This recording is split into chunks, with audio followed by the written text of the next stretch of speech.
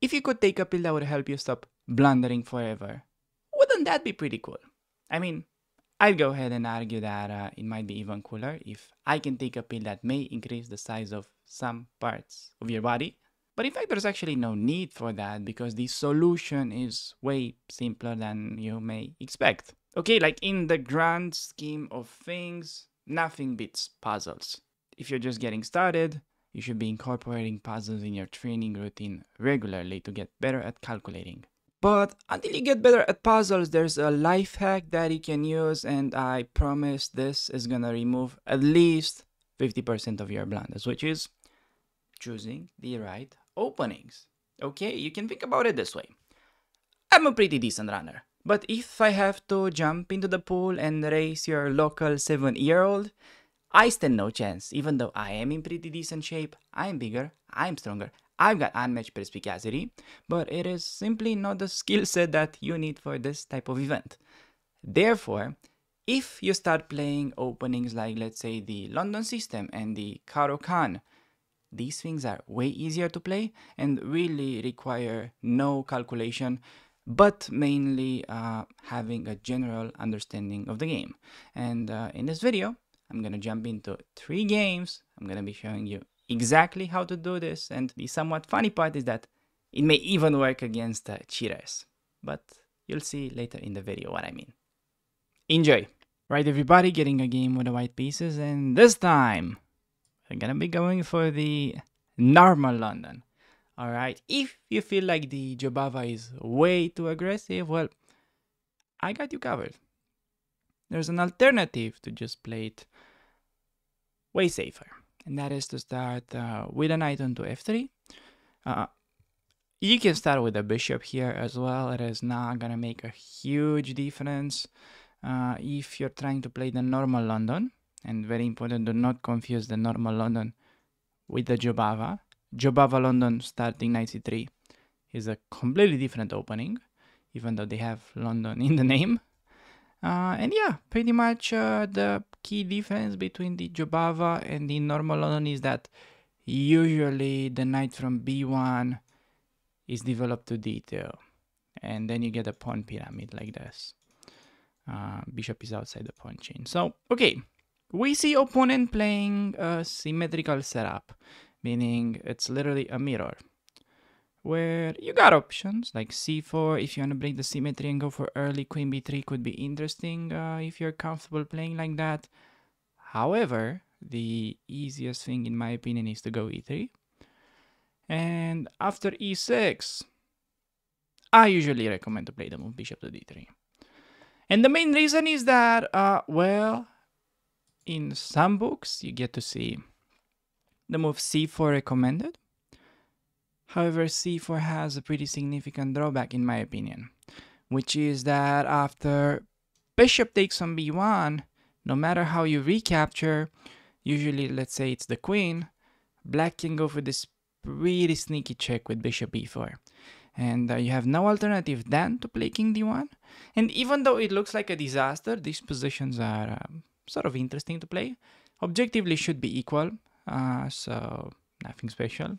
But I just find it very tricky for beginners, so I would much rather recommend you keep it simple, offer the bishop trade. They will normally either take, since we're threatening to double their pawns, or they will retreat. If they retreat, I like knight e5 and take with a knight, take the bishop pair. If they trade like this, instead of taking it with a queen, which would be the, let's say, most normal thing, you know, just thinking about the idea that you're developing your queen, why not?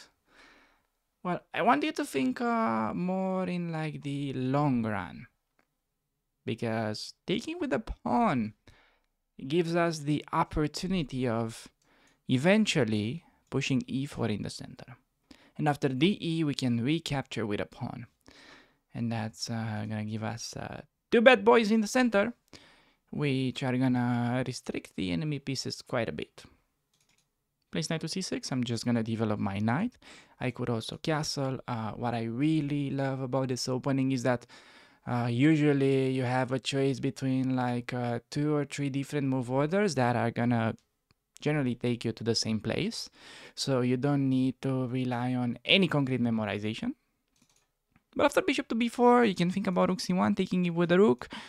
Taking back with the pawn is also like completely fine. So really, I don't think there's that big of a discussion here. I think both moves are fine. I'm just gonna castle now.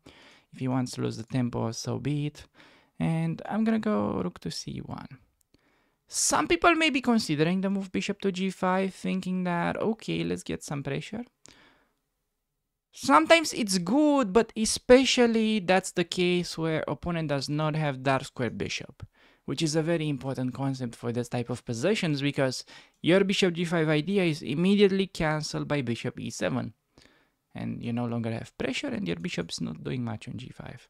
So instead, I would say generally you should just keep your bishop onto f4 and try to make use of the semi-open file. Okay, this is perhaps a position that is a little bit similar to the Caro-Kann, because in the Caro-Kann we have this sort of recurring theme, which is the so-called minority attack. So here we can do the same. We have this 2 against 3 on the queen side that we can try to use to get a little bit of an initiative. And okay, when opponent retreats to d6, you have to be very aware of the fact that he is indeed threatening to take. And here I'm not a fan of this pawn structure just because we're going to have doubled isolated pawns, which, yeah, are pretty tricky to deal with. So instead, I would say you either have a choice between retreating or trading. Now you have to put in balance what happens if he takes back with a pawn, because one of our main ideas is knight a4 to c5, and if he has pawn on d6, that will no longer be a thing. So perhaps for this reason, I could go back. I could even go to g5. Here, because I am being threatened, I feel like it makes sense to pin, just because he needs to lose another tempo to go to e7. And then I'm gonna go like carry on with my game anyways. Okay, he plays h6, I'm gonna keep the pressure. Taking, I mean, could be played, is the somewhat more positional route. I kind of want to keep the tension though whenever I can, just to be as annoying as possible. And yeah, if he plays bishop e7, b4, yeah, bishop e7, good move by him. Credits for my opponent, like 1300, but finding a bunch of good moves. I may still be interested to keep the bishop in the future. I'm just kind of tickling him with this idea. And now I can develop my queen to b3. Just a nice little move to have. I can also delay that. The thing with e4, why am I not pushing it even though we kind of played c takes on d3 specifically with that idea? After e4, I don't see how to make progress. It's a fine move, but you get it to e5, he moves the knight. I see definitely way more potential in the long run playing on the queen side now. So usually e4 is better when, let's say, he has a bishop on d6, like you play e4 threatening a fork. You're getting a little bit more dynamics, but here when he plays like knight b8, I feel like I'm just gonna stick with knight a4 trying to get it to c5. If he plays a move like b6, stopping that idea, then the pawn on the c file is gonna be pretty tricky to defend. Imagine I can immediately target that with queen c2, and that would have not been easy to defend. Like if he plays c6, it's got all these pawns that are potential targets. Very tricky position for my opponent already. So he plays knight d7. I could go knight c5, improve my pawn structure. It's an idea that I quite like. Even though we are locking the file after he takes, we cannot be taking with a rook because he has bishop. We're gonna be taking with a pawn. And the question is, which pawn do you guys think should be better? Because on one hand, taking with a d pawn is undoubling the pawns. But on the other hand, yeah, I think that taking with the b pawn, perhaps getting a little bit of pressure over b7, should also not be underestimated. So I'm just gonna keep sort of simple moves and pretty much wait for a mistake by my opponent. He plays knight e8, offering this trade. Now I can trade everything, which I think is fine. I could have also played bishop g3 if I wanted to be mega annoying. But I see the option to take, and now simple play. Double rooks on the open file. Yeah, bring the rook. Now I want to play a4, b5. It is very simple and steady build up. Nothing crazy, no need to, calculate anything. I'm just gonna push my pawn. Okay, this is the kind of games that you want to be getting better at. I don't want to push b5 because I'm losing a pawn, so I'm gonna start by improving this knight. Targeting the queen. Queen e8 only move to stop b5, but I'm gonna play it anyways because there's gonna be rook c8 idea in view of cb5. So yeah, after this move, we're gonna get b5.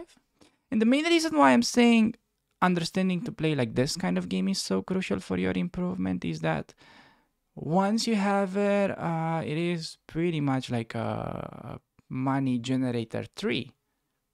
Okay, like this structure is very common. Also, if you're playing Caro-Kann, it's helping you onto the black side as well, playing the minority attack, and you really don't need to calculate. You just need to place your pieces onto the right squares, avoid any early fuckery, and just push your pawns. And notice that he's got some pretty serious questions to answer. And really, the game is pretty simple.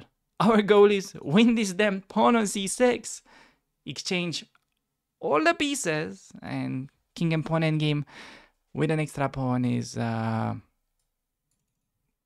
almost winning. I mean, let me rephrase that. It is always winning. So I just got a little bit too overexcited on how nice and instructive this game actually seems to be. I mean, usually when it's like that, opponent blunders queen in one move, making a mess out of all the video. But hopefully he's gonna play some defense. But usually it is quite the case when people, just because they are under pressure, they start playing much worse. So I can take on c6, knight e5, d5, and cb7. That's simple little calculation. I could have also traded. So now I have rook c6, simple move. Just look. Take. I could have also traded, play queen b6 and win the pawn. But this, I think, may be even winning more. I think he has to find queen b8, not to lose the piece. But he's still down a pawn.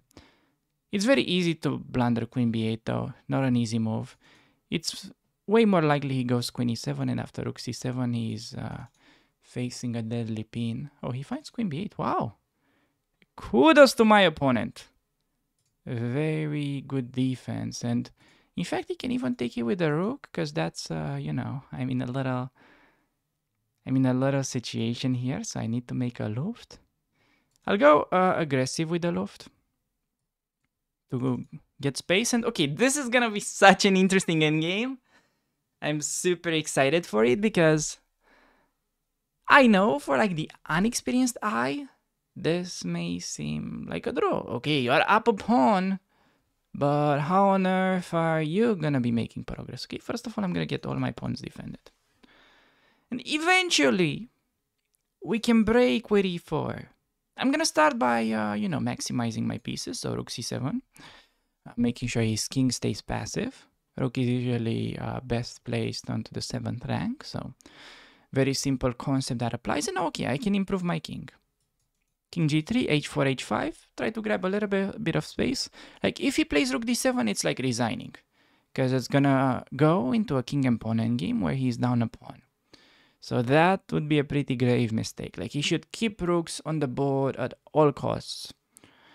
And in the meantime, I'm not searching. I'm not like trying to visualize, okay, how am I gonna get a passed pawn? How am I gonna queen and win? No, chess is not, you shouldn't be really thinking about it that way. That's just a little bit of a toxic mentality because you're putting pressure on yourself. No, you should just make simple moves. It's gonna be a long game. Let's play the long game, and yeah, I'm gonna try to create some chances. King g3 or f3. I think both moves are fine. Ultimately, I think we want to have king on f4, and then preparing this break. Now, in theory, I think this should still be a draw. I haven't made up my mind yet whether we should push with g5 or not. But a key idea for this type of endgames where, let's say, you have rook against, let's say, rook with 4 pawns against rook and 3 pawns. Whenever you have a situation like this, the more pawns on the board, the better for the attacker. And I think that's a big mistake just because it allows our king to go ultra aggressive. Okay, I don't know. It just feels like he's not supposed to allow my king to be there. Because soon enough, he's gonna be in a zugzwang. Like, I got additional idea to push now. And if he tries to, let's say, go there and infiltrate, I think that's too slow. Simply because I'm threatening h6 and I can infiltrate. So notice how we are forgetting about the idea of pushing e4. Even though e4, d5, and then e6 is interesting. I'm just gonna play it. I think this is way too beautiful not to do. Because I noticed that we may be playing for a mating net. I had easy alternative to just push. But this is even more beautiful, I think. Because his king is kind of stuck. I shouldn't be doing gambling decisions like this with almost no time on the clock. But yeah, now I think I missed that he has rook a5 idea. That's the only move to survive. And that's gonna be a draw if he finds it. But I thought this e6 should give us very good chances. Because there's rook f7 and we can combine mating threats.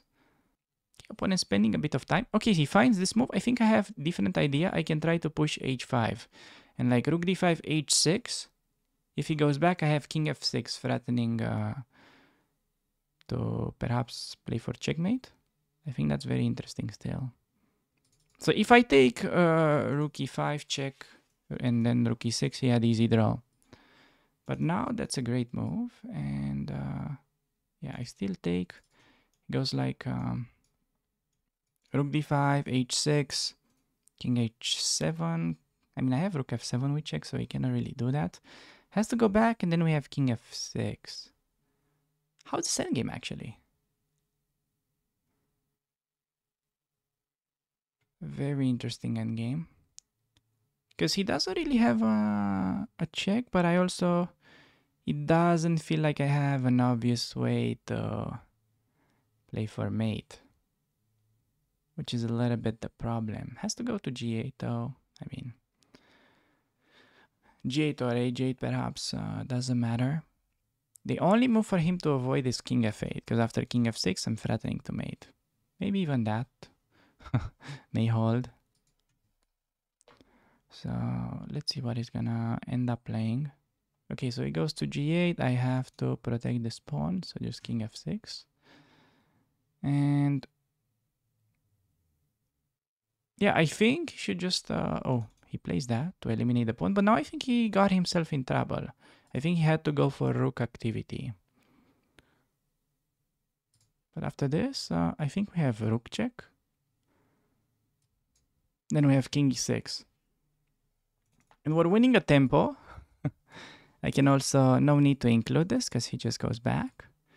But after this move, I feel like our rook is in time to eliminate his opponent. We managed to get a king and pawn endgame against the rook where his king should be actually placed on e8 instead of h6. So for this reason, this may actually be winning. I'm gonna go here, trying to take care of his pawn. And then, well, if I manage to get rook e2, here, critical move, we have check. Okay, this is important, making room for the pawn, and yeah, making room for the pawn and threatening mate. So I forgot about that little idea. Before we move on, very important idea that may have been missed about this endgame is the fact that white is completely winning even if black does not go for pawn capture. After pawn capture, you get a pretty obvious plan to just push, unlike what we did in the game. But I think it's very interesting to see how the game would play out in case black would just try to stay solid. Like, let's say, make a rook move onto the h file. Because obviously he needs to keep protection. He cannot just move the rook away because the pawn will be lost. So in case of rook h6, well, congratulations, you have already lost. There's a little trick in the position, rook f7, and the enemy king has to take, therefore leading to a winning king and pawn endgame. I mean, probably you take, but then you're gonna lose this anyways with 3 extra pawns for white. And instead, a bit of a better move would have been rook h7. However, still, we're gonna experience something called Zugzwang. Okay, Zugzwang means black is gonna reach a position where he has no good moves to be making. If you start with a precise rook c8. Now, this may seem like a pretty obscure move, but it's really not, because we are taking away our opponent's options. I already mentioned in the video earlier that any king and pawn endgame with at least an extra pawn is always winning for us. So rook aj just leads to a winning endgame after take and collect even another pawn. So opponent really doesn't have a choice. Like the king cannot move, the pawn cannot be pushed because we take. If he takes, gives us the h pawn again. So only move would be rook h6. And in this position, it almost feels like it's impossible to make any progress if you're not using a little bit of calculation. We have a very nice little trick that you can use. So feel free to pause the video and try to find it if you want, because we can start with the move rook to g8. If they take, pick up the rook, winning position. And in case, black still tries to go king h7, if you're thinking, okay, now it's just time to target the f7 pawn, well, he just repeats. But instead, you can double down with the same idea, going rook h8, giving him no choice but to take. And after we collect the rook, we get the desired position. The endgame could play out something like this. They take, king moves, we push. They take, I mean, black just stays passive. We go back, threatening this. And if they just try to face us, we're going to be gambiting the h6 pawn. Okay, this is why it's so important to have this kind of outside passers like on the h file or on the a file. It's because you can usually sacrifice them and turn onto the other side of the board. Like in this case, we can go king f6, he takes our pawn, but that doesn't matter because we're able to easily remove the rest of the pawns, then queen, and hopefully try to not stalemate. So yeah, this was very important detail about this endgame, and I think it's important to mention that I do believe my opponent was a little bit overperforming for his rating, to say the least. It is not like you need to play this precise to win a game against a 1300. So in case you're new to the game and you feel a little bit intimidated, don't. Okay, this I think was something a little bit special. So yeah, I think with that being said, we can just move on to the following game. Alright everybody, managed to find a black game, opponent goes e4, and yeah, we're gonna be sticking with a Caro-Kann. Let's see what kind of variation is he gonna play.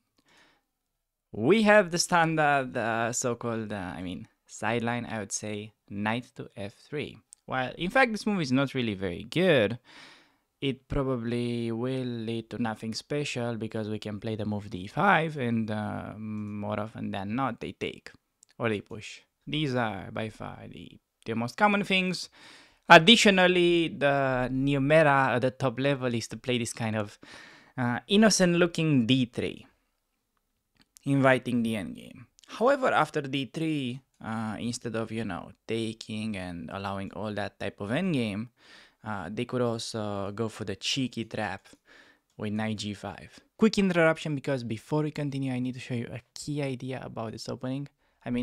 The guy that you're listening to was kind of annoying, to be honest, so this is gonna be good stuff. So this is pretty common for low-rated games. I believe it's the so-called interballistic missile gambit or something, where after you go ahead and take, they are playing knight g5 with the idea that most of the black players would take and just move around like a headless chicken by playing knight f6, which instantly loses after a pretty sickening combination.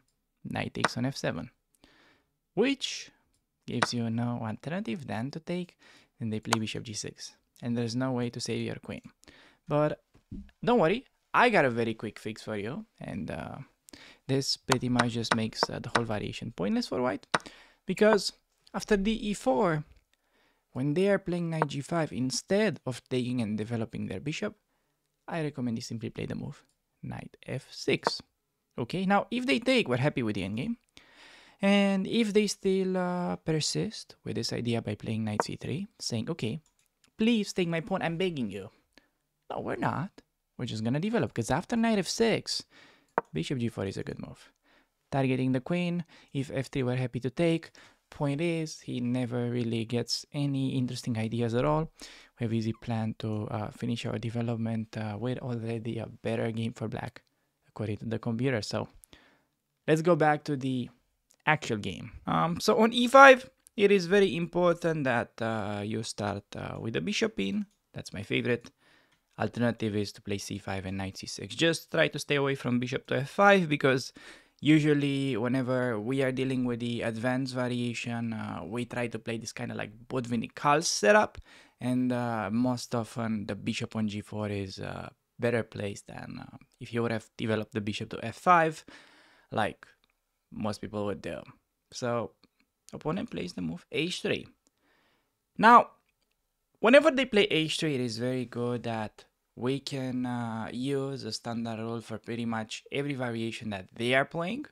And for the advance, we always meet h3 with bishop takes on f3. You can easily figure out that this is the advanced variation because they have the pawn on e5.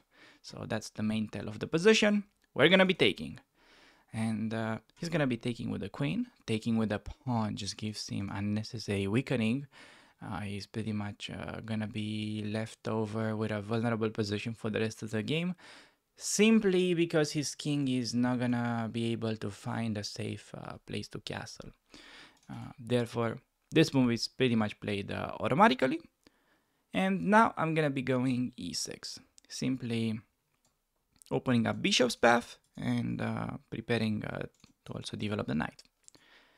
And we get a very important position for the variation, where if you're not very familiar with this, it is very easy to fall for the temptation and go for a move like knight to e7 or knight d7, thinking like, all right, I mean, I got a position, I'm just gonna play, I'm gonna get developed. Well, in fact, you may fail to realize how important this position actually really is. Because if you play this move well, then the rest of the game will be easy.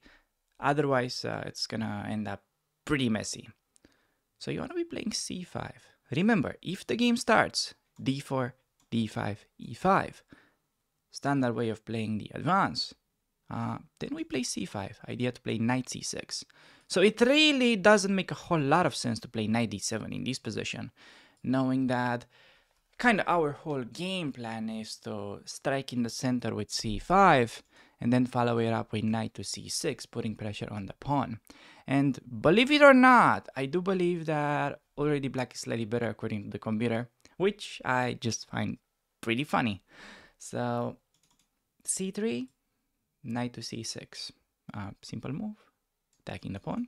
We get to face bishop to b5, which is a very common pin. He's pretty much saying that well, because we had pressure threatening to take, now the knight is being restricted.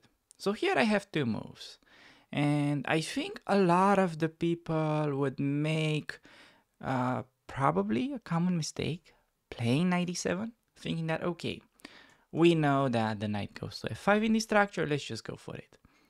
In reality, the problem with knight e7 is that it allows white to go for the pawn still with dc5. And I know, even though we're usually allowing this move, and you may be thinking that it's usually pretty safe, there is no reason why you should allow that.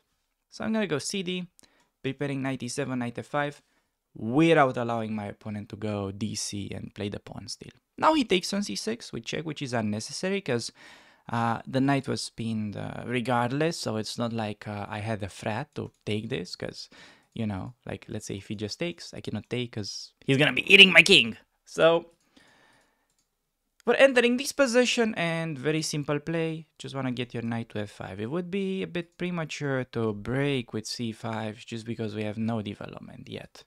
So knight e7, knight f5. Pretty much against anything. Sometimes they may be playing, yeah, bishop g5. In case that is happening, creating this somewhat annoying pin. Remember that whenever you're dealing with such move in the advance, you have this very simple idea of just unpinning with queen to b6. Targeting these two pawns and also preparing knight f5. And black is usually much better, so we see none of that. Just have easy play, knight f5, targeting the pawn where already I am expecting him to play a defensive move, you know, like maybe bishop e3 or rook d1. Which is kind of funny. You don't really expect a pawn that's like in the middle and, you know, just looks to be so solid to actually be vulnerable. Because usually it can be protected by other pawns, but it's not the case here. When he plays a move like queen c3, defending and attacking, I'm gonna play queen b6, defending and also increasing the pressure over d4. So already he has to play either bishop e3 or rook d1, else the pawn may be hanging. And he goes rook to d1. Now, standard move would be bishop to e7. I could consider whether it's sensible to develop with tempo. And I could consider also c5, because after dc, I'm developing my bishop with tempo. So for this reason, I would play the move c5. The main goal for me is to develop my bishop, but I see that after c5, I can accomplish that goal kind of indirectly because we are creating a huge threat of taking on d4. Pretty much forcing him to develop my bishop to an even better square, because then I'm targeting the f2 pawn. On the very next move, we will be able to castle, and even though I have mentioned the pawn on d4 was weak, so maybe some of you may be wondering, oh, but if that pawn is weak, why aren't we supposed to keep attacking it, or why do you trade? Well, the important thing to realize is that we're pretty much making a transition from like a small advantage to another advantage here, which is a development advantage. I can play for cheap trick. I can play for bishop d4. Yeah, I can castle. I'm just gonna play rook c8, saying hello to this queen, already threatening the discovery. Just by setting up these little tactics, you know, it's not really hope chess, okay? Do not confuse this with hope chess. Because with hope chess is that you're playing sort of a random move, trying to get like a high reward. This is not hope chess at all, because simply we were making a useful move. And okay, you can take pretty much, I think, anyways here. I'm gonna take with the bishop just to open up rook's path to infiltrate. And notice that with every single move that I have played, my main goal was to develop a piece, and that just gave me a massive lead in development, and my opponent's pawns are now like rather weak. I'm just gonna play rook c7, try to double up rooks on the open file. If he goes there, I'm not gonna say no to infiltration. Now I have a little bit of a hidden tactical trick because he pushed h3 earlier, and we can perhaps try to make use of the spin. So knight g3, a move that a lot of people may forget about in case he goes tickling the rook. Now I can keep, you know, my rook is gonna be living in his camp completely rent-free.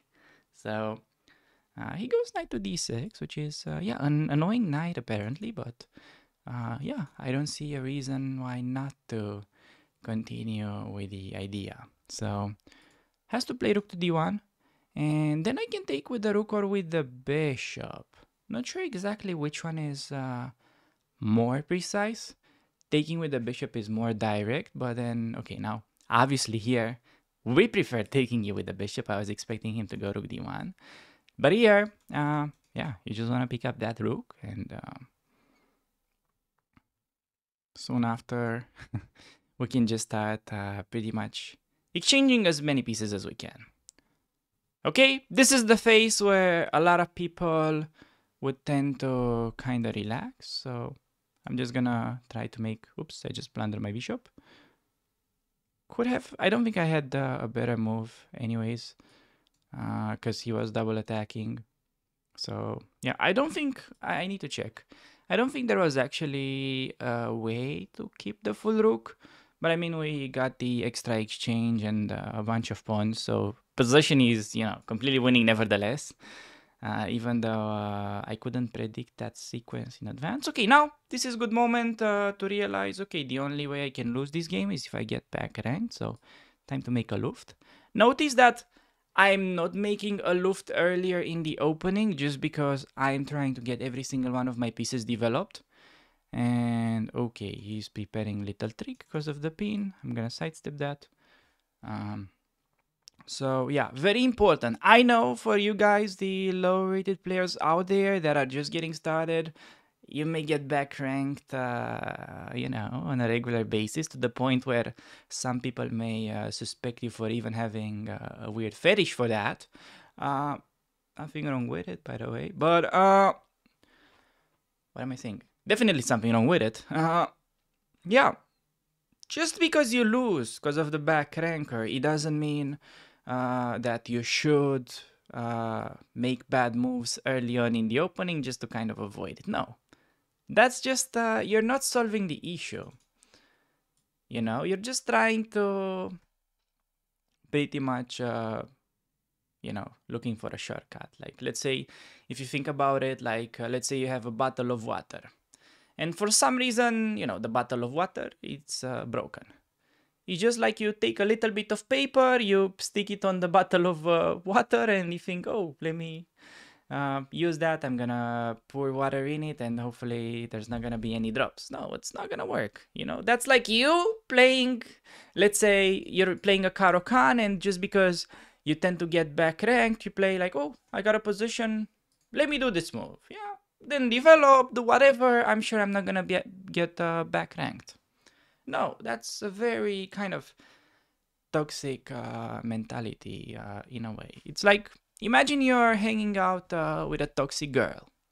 Yeah, like, I don't know what you're doing. She doesn't let you work. Anyways, you don't feel like it is what you're supposed to do. Okay?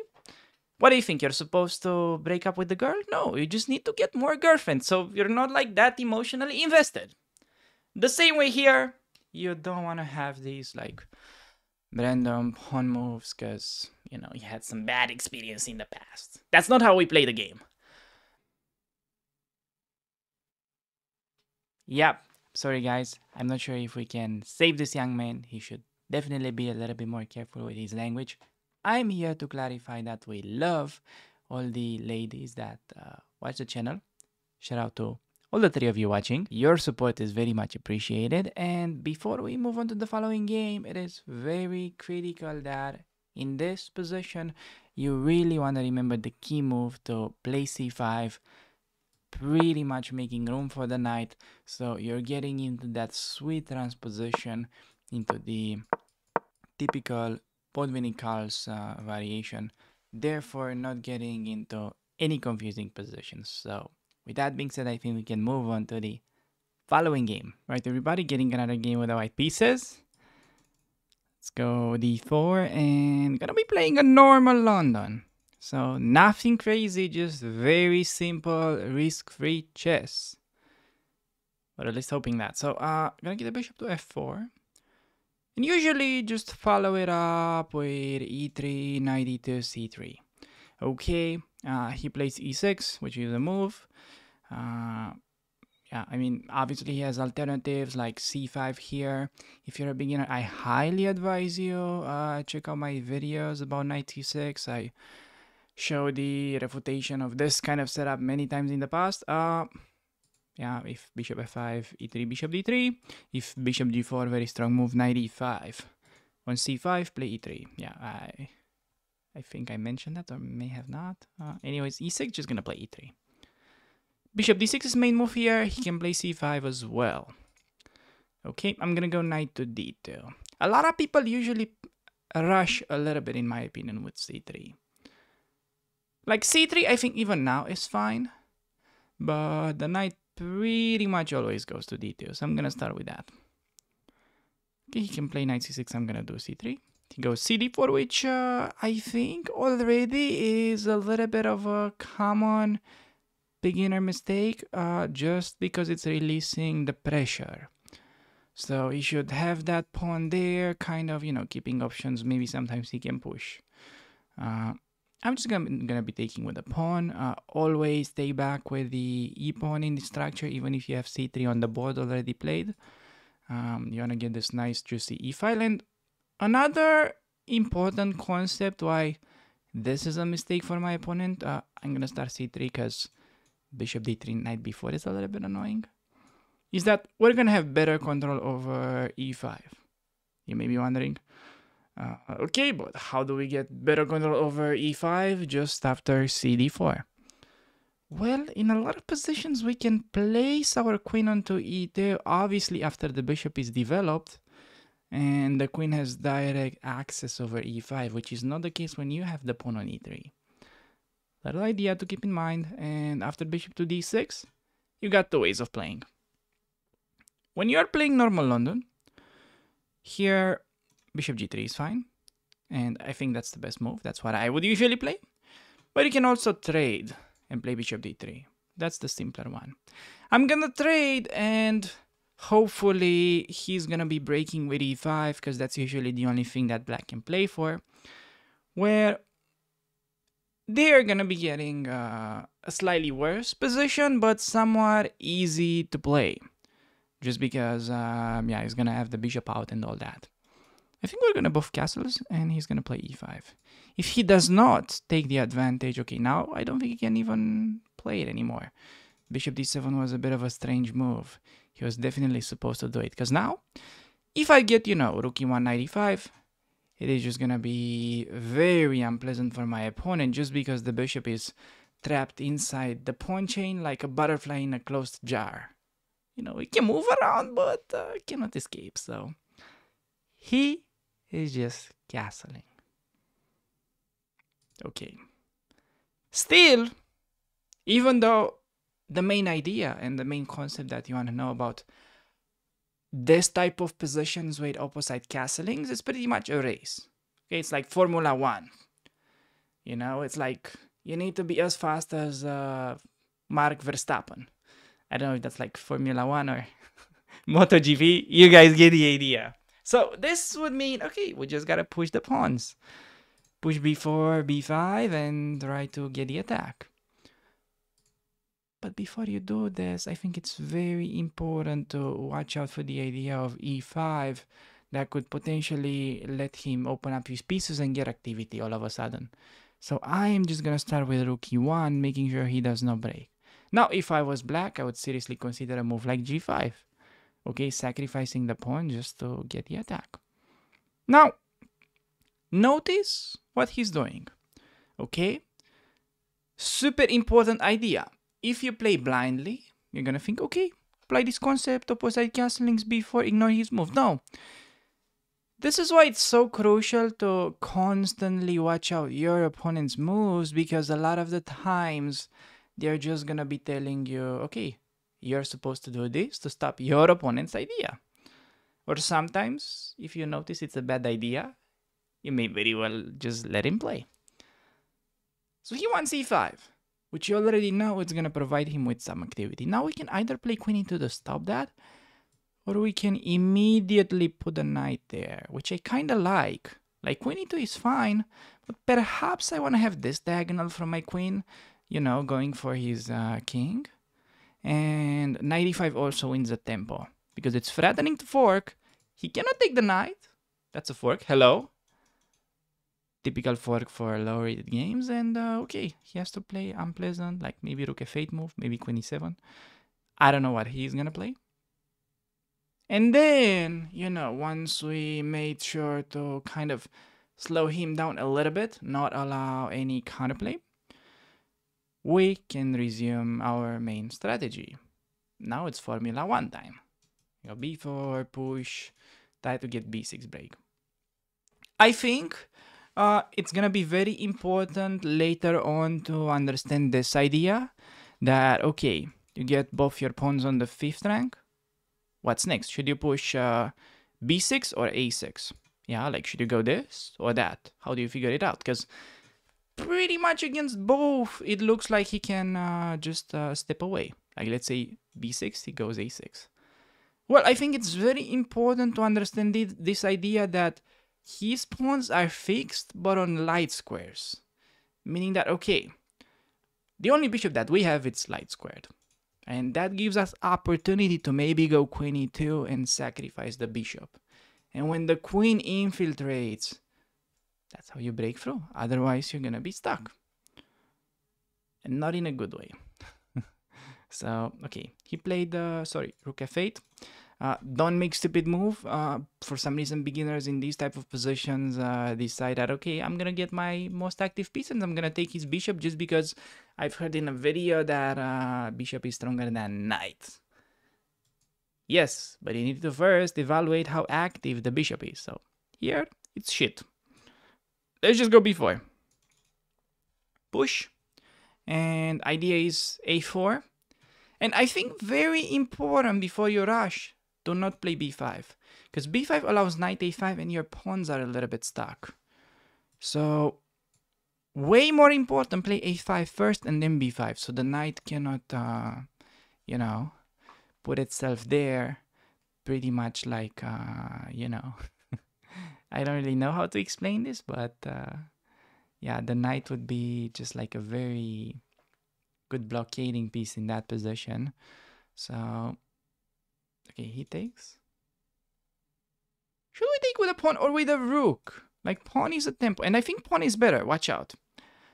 Pawn is better just because it's opening up the square that could potentially be occupied by the knight. And we just keep making improvements constantly. He has to move the queen. On the very next move, I have the option either knight there or knight to b3. Both leading to the same destination. I'm going to get my knight into d4. Now, question for the viewers. Can my opponent take the seemingly looking free pawn?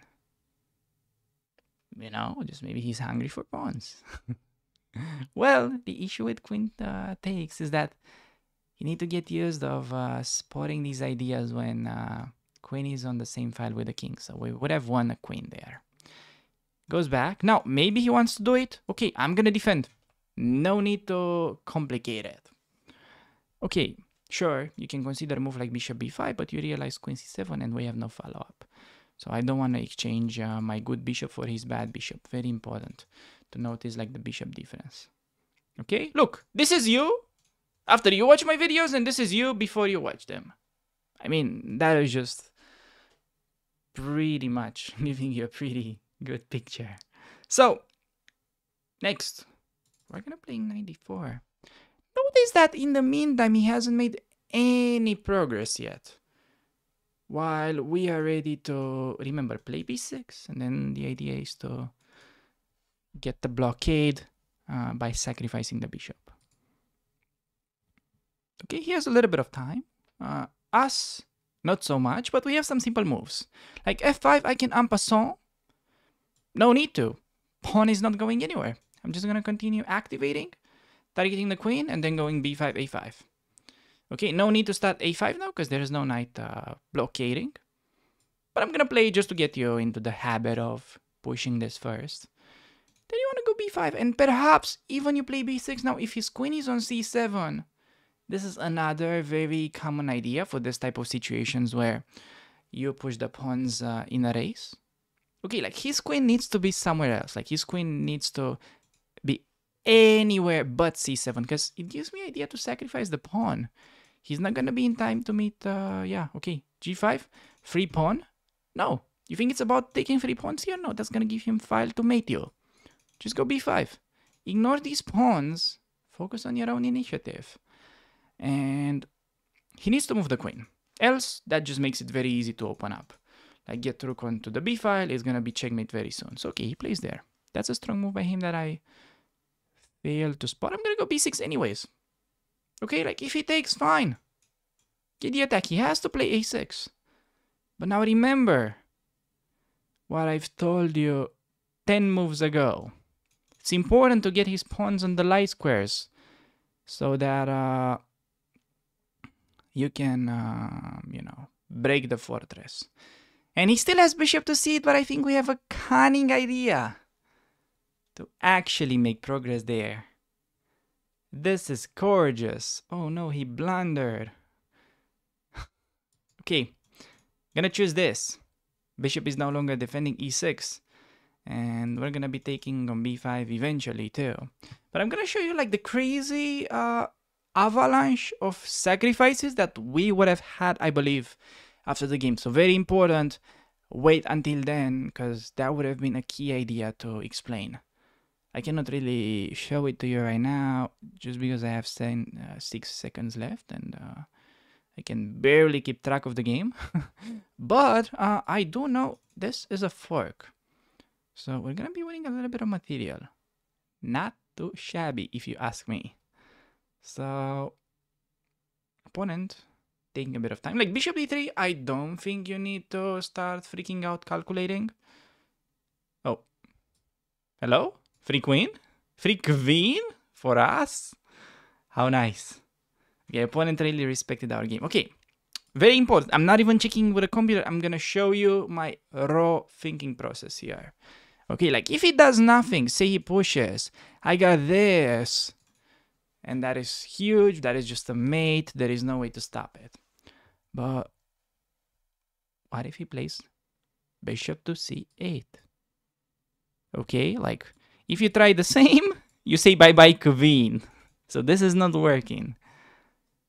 But I think instead, you can play the move bishop takes. And after pawn takes, there would have been knight takes on e6. Alright, fork. Maybe I'm like, oh, bishop covers that, you dummy. Yeah, but then I mean, queen takes on a6. I don't see a defense. Okay. Oh, now I see the only defense that he has. Okay, pause the video, try to find the defense for black. Because in the game, I thought his only move is queen e7, which is lost, I believe. Should be lost because of b7. And you cannot go queen takes on b7 because you're gonna be losing that after rook b1. But I forgot that he has rook f7. And okay, still, we're down 2 pieces. But apparently, this is complicated. It's like a -1 only. So we sacrificed 6 points of material just to be down 1. I think this is definitely very easy. Imagine you just push the pawns, you can easily win. But okay, I'm curious what the computer thinks it's better instead. Okay, so the computer just yeah, goes for a simple play like knight b3. You cannot take this pawn because you're gonna be opening up way too many files. Like this is the problem is that the knight will let's say land on yeah, c5. Your queen is almost trapped. Let's say we don't care about the queen, just this type of sacrifice is way too strong now. Yeah, you try to defend. I mean, mate in 1, not to say there's b7 idea. So, yeah, computer just says, okay, just play it simple, dude. No need to complicate and just c4. The main idea is that his attack during this whole time is way too slow, and you can get like your knight onto c5, I believe, and then this just makes it way easier to convert. So, yeah. After that, queen e2, bishop b5, well, that just hangs e6. And then the queen. So, I think that's pretty much it about this game. And with that being said, we can just move on to the following game. Sorry about that. I think I actually meant to say shameless plug time, because everything that you've seen in this video has been carefully crafted inside my Chessable course on the London system, which is now on a sale for the next week. So pretty much for 30 bucks, you get access to 1,000 hours of my work. And if then you want to upgrade to the more expensive version, that is also gonna give you access to the videos. So this has been the winner of Course of the Year award. What makes it so special is that it's filled with a lot of middle games chapters specifically designed for beginners, but in the same time for advanced players as well. Yeah, honorable mentions, you have typical tactics, thematic maneuvers, typical endgames, 30 carefully analyzed model games. Needless to say, this is more than an opening course.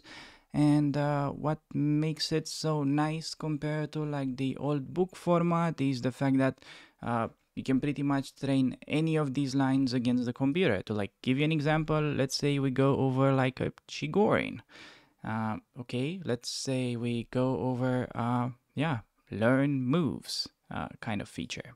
You go over learn moves, and what this pretty much makes you, takes you to a position that was already studied, and then it just keeps adding and adding more moves and other variations. So this is pretty much how it works. You see that the computer plays moves against you, and you just get to practice your own repertoire, and whenever you make a mistake, the algorithm will just insist, so you repeat on that, therefore trying to eliminate it. So with that being said, thanks a lot for making it this far into the video. If you've been waiting to purchase this course, give it a try. We just probably have no risk, because in the first 30 days you have your money back guaranteed. And if this is your first time on the channel, please feel free to check out more videos that I have already made about the London system. Take care.